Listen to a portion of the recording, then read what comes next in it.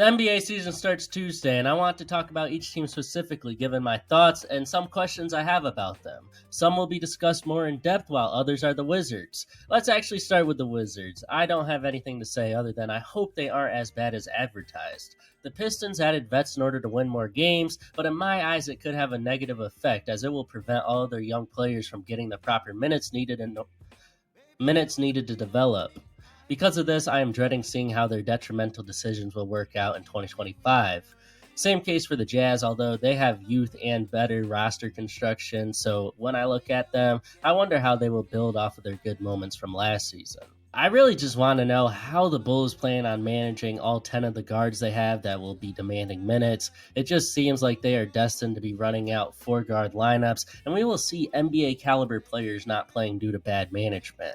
They should be active on the trade market. However, I have thought that each season, and they still hold on to everyone they should trade. There are just so many things to look at with the Blazers, but I actually want to see them play because they are going to be entertaining as they have good young players that fit somewhat well together.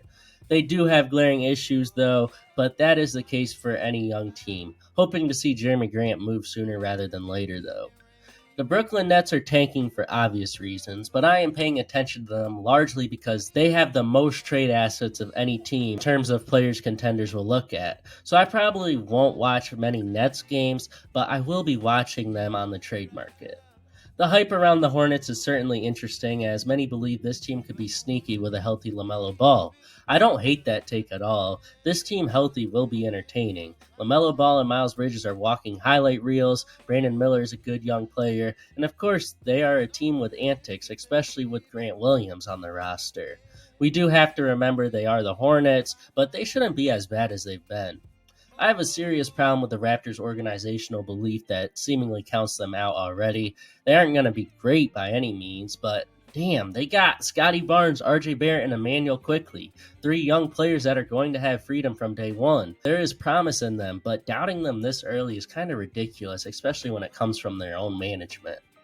The Kings have an interesting roster, and I think at its best it will be deadly, but they must fix their three-point shooting, specifically catch and shoot wide open threes, as that was their kryptonite last year, and no matter how good your roster is, you can't shoot the three in the NBA now, you can't win. So honest thoughts, nothing they have done matters unless they shoot, because it will make no difference. I know you all know the Pelicans plan to start Herb Jones at the center this year, and I'm just going to say it. I really don't think we can take them serious until they address that, because their lineup is already vertically challenged at the 2 with CJ, B.I. isn't a bruiser, Zion may be strong but he isn't tall, and Herb Jones is short and frail for a center. So as dangerous as I believe the Pelicans to be, they aren't serious at this moment in time. I want y'all to comment down below if you think the Hawks are going to be on the better end of mid or the lower end of mid this year, because I see both sides too well to make a specific stance on it. The roster is way better built around Trae Young than it was last year, but there are still question marks with the supporting cast. I think the team is going to be a great watch, but they just aren't better than enough teams in the East to make a drastic improvement in terms of standings record. They are much better than last year's team, though, in my eyes. The Pacers shocked many last year, especially early on, and then they made an amazing run to the conference finals. I am just wondering how replicable their success is, as they caught many off guard and definitely were helped in the playoffs by the injury bug that infected their opponents. I'm not trying to discredit their run by saying that, as I believe this team is very good. I am just wondering if they can beat the top teams at full strength. The Memphis Grizzlies were infected with the injury bug last season, the worst of any team, and the health concerns still hold true with them this year, but I am most interested in seeing how Zach Edey can affect the team, as we already know how good the Grizzlies are at full strength, but adding Edey to that could make for pure domination for this team. Paolo Banchero is the most underrated player in the NBA. He has a team that struggled offensively as they cannot shoot consistently enough, limiting their team's shot creation ability. If they want to be taken seriously, they must figure it out on that end, and I just don't think the addition of KCP is enough to fix their issues on offense. The Warriors have many deficiencies when you look at them on paper, and those deficiencies are quite alarming. But having a team that can shoot the ball at the prolific level they can, combined with the players they have that can defend, I believe they may be better than I have given them credit for all offseason. However, their rotations will make or break them, if we are being honest, as there as there are some players on their roster that may not exactly fit with their system. Steve Kerr is the biggest person for the Warriors this year, as all the power lies in his hands. 2024 Western Conference winner, the Dallas Mavericks, had many additions this offseason and honestly look better than they did last year.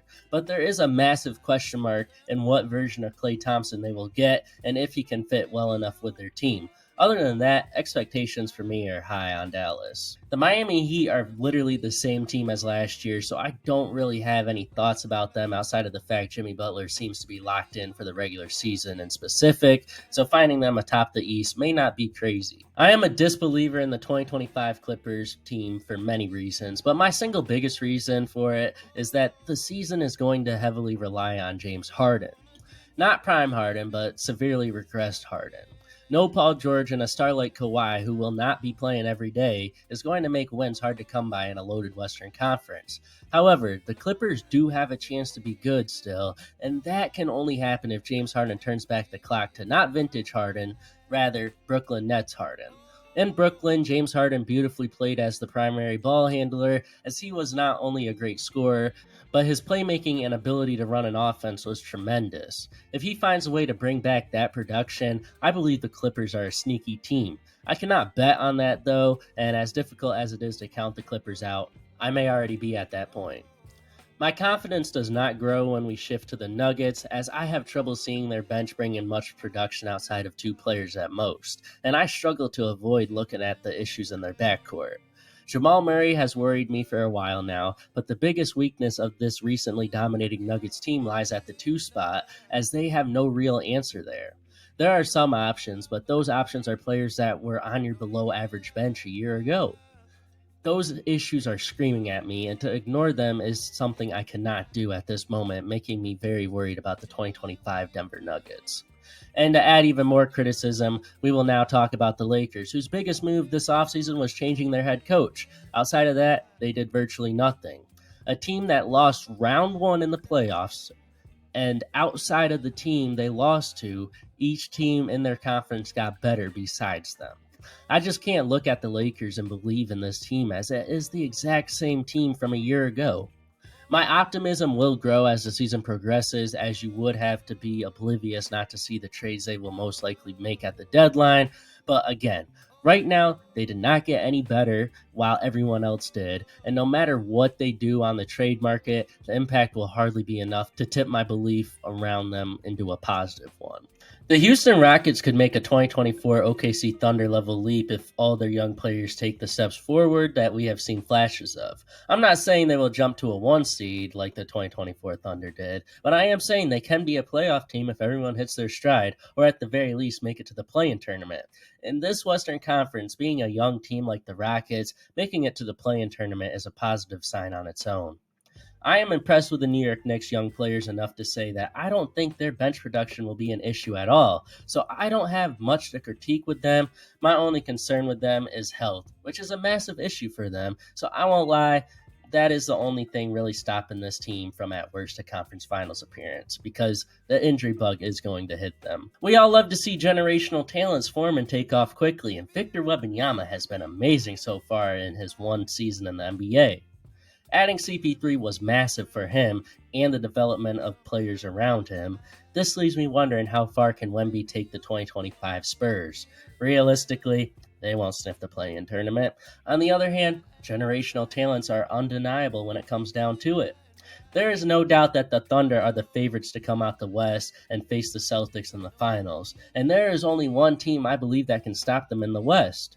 I have no doubt in this team. I do wonder how the iHeart contract will look at the end of the season, as we all know it was an overpay, but how much worse can it look at the end of the season? Not that it was a bad move at all. The Cleveland Cavaliers are probably the most irritating team for me heading into the 2025 season, because I see absolutely no logical reason to keep both Donovan Mitchell and Darius Garland together, as well as both Jared Allen and Evan Mobley, especially since Jared Allen has a ton of value across the league. The fit is terrible, and there is no honest way to believe that this team can play well together when it matters most. This team healthy will dominate regular season play, but postseason play is a completely different story, and their demise during it is inevitable.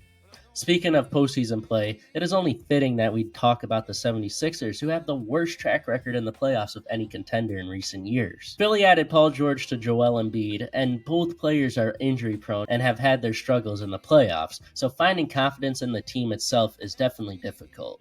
For me, finding confidence in the Timberwolves isn't that difficult, as when it comes down to it, if Julius Randle is not working out, he can be easily moved, and the team has so much depth right now that they could be without a second star and still finish top 3 in the loaded Western Conference. I think everything will work out during the season in terms of chemistry, rotations, and fits, allowing me to be worry-free with this team, even if they struggle early on. Giannis and Dame were both hurt for the playoffs last year, so we haven't seen the Bucks star power duo when it matters most yet. But their offensive firepower does not matter if their defense is as treacherously bad as it was last season. Hopefully the players they added to their roster will make a difference, but nothing matters if they can't stay healthy and defend, as they will be exposed like last year. I have one question for my Phoenix Suns, and it is quite simple. How will we get stops down the stretch of games now that we are extremely undersized on the perimeter? The offense is going to be unworldly, but defense wins championships, something my team has never done in our franchise's history. And of course, in this video, we will talk about the defending champions, the Boston Celtics. They have supposed drama, but they are returning everyone, and they are an experienced team, so I wouldn't worry much about the alleged drama as much as I would worry about the championship hangover. Either way, the Celtics are easy favorites to repeat. The only team that really could dethrone the Celtics is, without a doubt, the OKC Thunder, as they could beat them on their bad days. And that's going to conclude it for this video. I hope y'all enjoyed the quick thoughts on every NBA team. I have a weekly recap on this channel called In Case You Missed It, and it drops every Monday. And the topic for Monday, the last episode before the NBA season starts, is just a quick off-season recap for every NBA team. And it's going to be interesting. So make sure you subscribe and turn on post notifications so you don't miss that. And also, the video on the screen is my 10 craziest NBA takes for 2025. And you're going to be interested with some of them. So make sure you click on that video and check it out if you haven't already. Y'all stay safe. Have a good one. Bye.